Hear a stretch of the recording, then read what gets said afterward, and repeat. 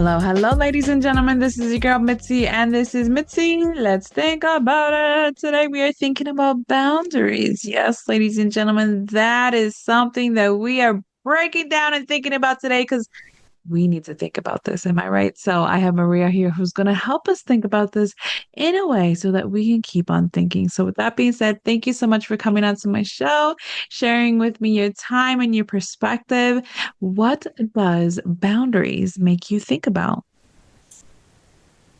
Oh, limits, Mm, capacity, yes and no, and quality of connection.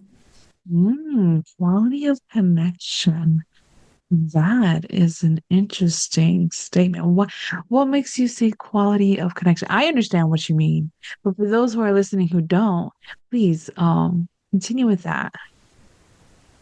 Well, if we are not really connected to our own limits, Hmm. whatever we're bringing to a connection is going to be a little bit inauthentic. And so the more that we can, it's not just about being honest with ourselves, but that's part of it. The more honest and sort of authentic we're being in the connection, that creates a space for deeper intimacy. Yes, we do want that deeper intimacy within ourselves. You know what I mean? Because that's when we really love ourselves in such a way that we bring our respect back. You know what I mean? So we kind of lose that along the lines. And I think that's the reason why I think boundaries and talking about boundaries is such a great way to remind others that it brings respect back to who you are as an individual. You know what I mean? It reminds people that they should respect you as you respect others, and we need to bring that respect back into our world and into our environment that I feel like we've lost. You know what I mean? So, in your opinion, what made you dive deeper into your boundaries? It was a bit of a process, sort of a meandering journey. Um, it an early part of it was at the beginning of a new relationship. I started realizing that it kind of seemed like my needs weren't going to get met, but then I was like, why do I keep ending up in this same situation? I was like, I'm noticing a pattern. Yeah. And so I started kind of peeling back the layers a bit, and I learned about self-validation, and I learned about how a lot of people, it's very common to have like an abandonment fear, an abandonment wound. And then in our efforts to sort of like prevent being rejected or abandoned from someone else, we self-abandon. Um, and so I think, I mean, what I've come to learn really is that a lot of people struggle with boundaries because of their formative environment. Yeah. I think it's common, you'll hear that people say something about like, you know, don't say yes when you're really a no. But the thing is, for a lot of people who were conditioned around this idea that we have to be responsible for other people's safety so that we can feel safe, it means that we really prioritize other people's needs, not just over our own, but like as our own. Like, I need you to be okay so that I'm okay. Your needs are my needs. And so I'm a yes to you asking me something before I even know what it is that you're asking about. And I think that there's a lot of messaging out there around boundaries that's just like, know your worth, say, just say no. And it's true, but at the same time, I feel like it often steps around, kind of bypasses the healing journey that we need to go through in order to even reconnect to our needs. Absolutely. It takes that subjective perspective that people need to recognize when it comes to their journey. You know what I mean? Because sometimes people need to know when to loosen up their boundaries when it comes to trying something new or something that is worth trying or something that you feel like you have to cover or secure yourself, then tighten you need to know how to have and that fluctuation. And it's not always going to be the same for every person. So I understand what you're saying, that there's no cookie cutter, cookbook about, oh, okay, so I'm dealing with this. I should say no. Like, no, it doesn't work like that. We have to really observe our surroundings, observe the situation, because we need to know when to say yes and when to say no, and when it's stepping over our respect and over our internal boundaries, and having that understanding. And I think having that self-awareness and practicing that self-healing is a great way to start in that direction. In your opinion, what do you think is a great way to start? Yeah, I think it's really important to have like an embodiment practice. Yeah. I spent decades learning sort of concepts on the mental level and all kinds of things, even about manifestation Yeah. and the power of positive thinking, affirmations, Yeah. believe and take action and like all of these concepts. And they got me far in life, and to some Yeah. extent, but it was sort of plateauing for a bit. And I had heard about this embodiment thing and I was starting to kind of grasp it. And I didn't quite get it though. Long story short, eventually kind of like, sometimes you have to hear things a million times in a million different ways. And then finally you're like, oh, now I get it. And then Yes. so I kind of like unlocked that embodiment piece and was able to start kind of building a relationship with my body. And I don't mean like body image type stuff, but like I can Yeah. feel into my body and like Yeah. different frequencies and vibes, like it's very subtle. And as you Mhm. start to develop that, and it's almost like learning a new language, Yes. body speaks a lot of wisdom and it's in a different language than the mind. But as I Mhm. started to develop that, I could discern the difference between like um, safe discomfort and unsafe discomfort. Like Mhm. if the discomfort in your body is like fear of healthy change, maybe that's something that you can lean into. But Yeah. if it's like a trauma-based fear, like maybe take it really slow. Don't like re-traumatize yourself. And a lot of people will kind of beat themselves up. They're like, it's just trauma. Like it's not a real danger. And it's like, no, but it kind of is to your body. Like be real with Mm. that. Um, Yeah. so just yeah, learning how to discern those types of discomfort, I think are really important for kind of what you were talking about in terms of like where to kind of lean in and like expand a boundary a Yeah. little bit and where to like really stick to it. Yeah, absolutely. But I love that word discernment, because that's one that I've been leaning on a lot lately. And that's been the one that I've been focusing on, because I think when we are able to discern what is going on within you and internally, not just spiritually, not just externally, you know what I mean? Internally, you can know, like, just putting it in basic terms, you know what I mean? Just basic terms. You can know when you eat something and it's not going good for you, you know what I mean? Then you know not to eat it, because you know that your body can't take that food anymore. That's how it is with emotions. That's how it is with people.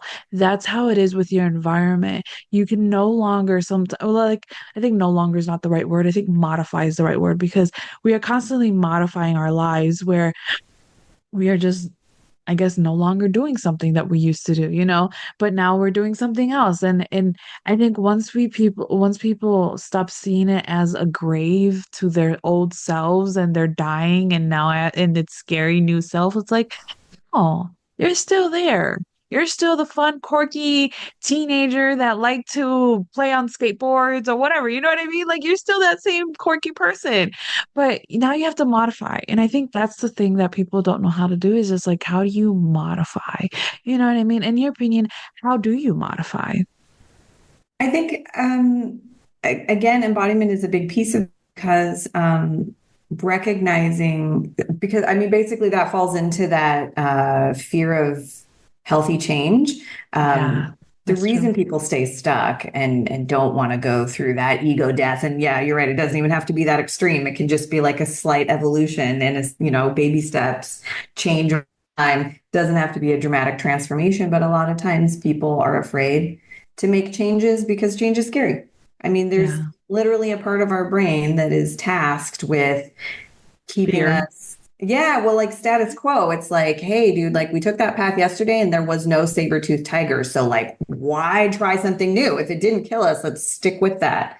And the Right? tricky thing, too, though, is like, it doesn't matter how crummy that path was. If Mm. it didn't kill you, your brain will be like, stick with it because there is an interesting prioritization in the brain that prefers familiarity Mm-hmm. over like the unknown. So if what was familiar for you was a super abusive dynamic, you'll keep doing that. Yes. Oh, I love the way that you put that because And that then is doing something something. health and healthy, learning healthy behaviors, experimenting with healthy relationship dynamics will feel weird in your body and you'll just kind of revert back to what Yeah. was familiar, even though this is healthier. So sometimes that's where we have to dance that, figure out like that, the ways to kind of delicately push through that discomfort without Yeah. re-traumatizing ourselves or continuing to subject ourselves to unhealthy stuff. Yeah, exactly. It's like driving a car. You know what I mean? You see your exit on the other side, it's coming up, but then you see all this traffic. You're not gonna freak out and just stop in the middle of the highway. No, you're gonna calm down, lower your radio, tell everybody to shut up, and then start merging your way through traffic to get to your exit, and then you're there. And I think people don't think about that as well. Like sometimes we have to do that with it ourselves. You know, we have to tell ourselves, be quiet, focus. What's am I telling? What's happening inside me? You know what I mean? Because when you have that discernment, you're able to listen. You're able to hear what's happening inside you, and you're able to know, and you're able to recognize where it's coming from, like you said earlier. And when you finally have that, you know, like that promotion in like your life, in your inner life, because real life people don't really take account for that. So it's like you have to do it within yourself, you know, and we have to find those moments as rewarding, those growth moments, those maturity, those wisdom moments, like you were talking about how our body gives us that wisdom and that sometimes we just lack to hear because we're so focused on what's in front of us or what's happening in somebody else's life. And it's like when we step back and remember our life, we're able to put the boundaries up. You know what I mean? We're able to put the boundaries up so that we know what we can do and what we cannot do, or what we will tolerate or what we won't tolerate. You know what I mean? And I think people shouldn't pressure us, that peer pressure. They talk a lot about peer pressure in your teen years, but they do not talk about the peer pressure when you become an adult, when you become a parent, when you have a job, when you have like certain obligations or responsibilities. They don't talk about those peer pressures that make you wonder where your boundaries are. You know what I mean?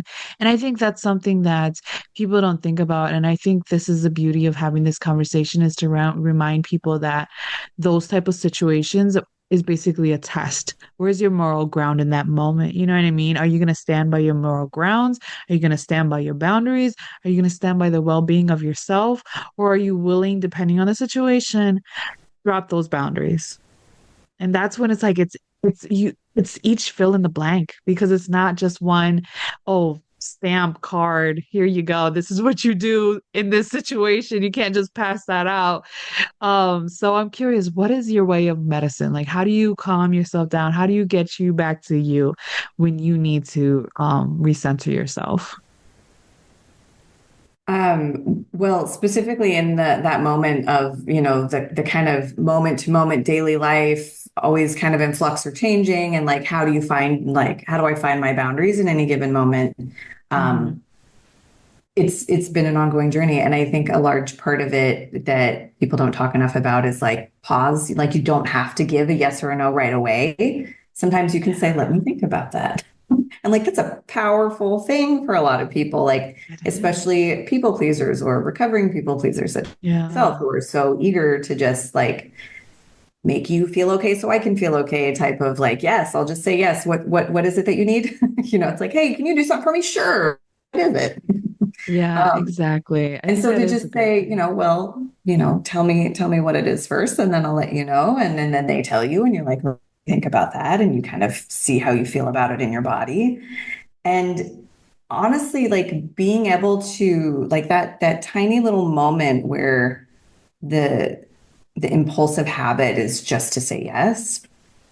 And there's that peer pressure, like you talked about. There's a very human need for acceptance. Like Yeah. it wasn't evolutionarily that long ago that we were, clan folk, tribal, small Yeah. villages. And if, people deemed us, I don't know, however Unworthy. unworthy, they would reject us and we would literally die alone in the cold, right? Like that's a Yeah.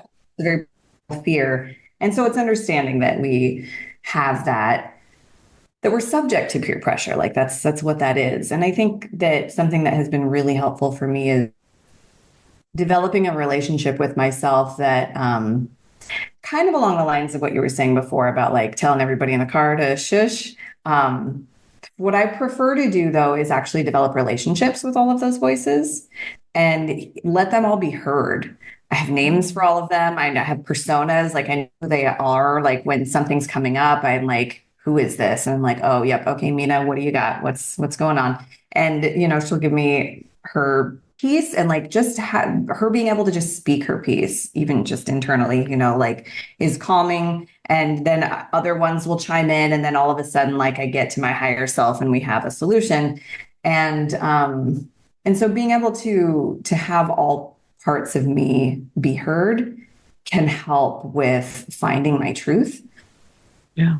and having that connection with my body, and over time developing that sort of internally rooted security that isn't so habituated to external sources of security, and Hmm. knowing that like I'm safe and I'm secure, I'm safe and I'm loved is sort of an affirmation I use sometimes. And just acknowledging that the impulse to say yes is that fear, and saying it's okay, I've got you. Even if I say no to whoever's asking something of me and they get so pissed off that they reject me or they abandon me or whatever, it takes time to build up trust in yourself, especially after years of self abandonment.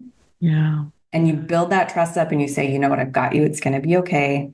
Yeah. We have identified that we're a no in this situation, and we're going to bravely say no, and we're going to be okay with whatever comes of that. Exactly. I think that's a great reminder. And I'm glad you brought that up because that's something I am currently working on as well. Like when other people are going through certain emotions or their extremities, or they're still trying to figure out life, it can impact you, especially when you're in your healing process. And a lot of people say, oh, they're just triggering me or something like that. But it's like sometimes that's an opportunity for us to remind ourselves to take that moment of pause, like you were talking about, discern the voices that's going on in your mind and remind yourself that what's going on around me does not define me, and I'm still whole, I'm still great, I'm still beautiful, I'm still worthy, I'm still a great human being, and whatever they're going through is what they're going through, and that's how they're projecting out their emotions and their feelings, but it has nothing to do with me, and it does not determine who I am as an individual.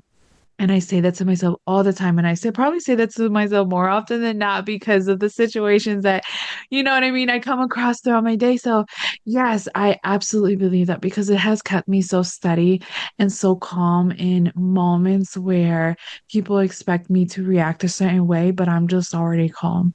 Like I'm fine with it, that has nothing to do with me. People think like I'm so like nonchalant, but it's just like I have come to the point where it's just like there's no point of holding your baggage on top of my baggage. And I don't need to hold my baggage. So I'm not going to hold my baggage and your baggage. That's too much baggage. No, thank you. So we're going to let it go and move forward. So I see that the time is catching up to us, Sally. What can be some lasting words of wisdom that you can leave us off with? Flimsy fences and spiked walls are not your only options for boundaries. You can also Mm. have selective gates that draw boundaries around behaviors instead of people. And you can follow a no up with a yes. I'm not available for that, but I am available for this. And that can help maintain a connection when saying no to someone. Oh, I like that. I like that a lot. That is a real thinker, and that puts things into perspective because if you really do see boundaries as a gate, not all gates are spiky. Not all gates are electrified. You know what I mean? Not all gates have those warnings. And some gates, yes, they open. And not all gates where you blow, it's gonna fall down and wonder who built this. So it's just we need to have that into perspective, especially for those visual individuals that need that visual understanding to put it and resonate within themselves because I'm guilty. I'm one of those people. So that really does help me, and I know it's going to help other people. And if anybody's out there who wants to know more about Mariya and what she has to offer the world, please check her out. I have a lovely photo on my website, and I have access to her website just right there, boop, right there, click right there. And so that you can continue on thinking with all the great content that she has to offer the world. So, with that being said, bye.